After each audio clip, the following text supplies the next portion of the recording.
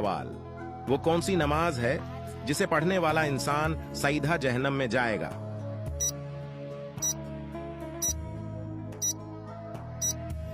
सही जवाब है दिखावे की। वो कौन सी चीज है जिसे खाने वाला भी पछताता है और न खाने वाला भी?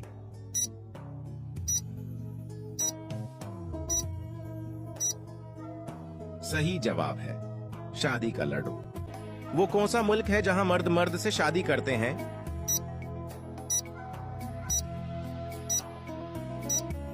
सही जवाब है अर्जेंटीना। अगला सवाल, वो कौन सा मुल्क है जहां जिना करने वाले को सरेआम कोड़े मारे जाते हैं?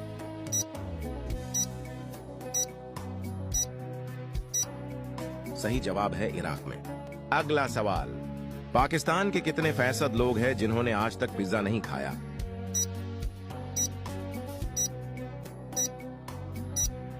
सही जवाब है 33%।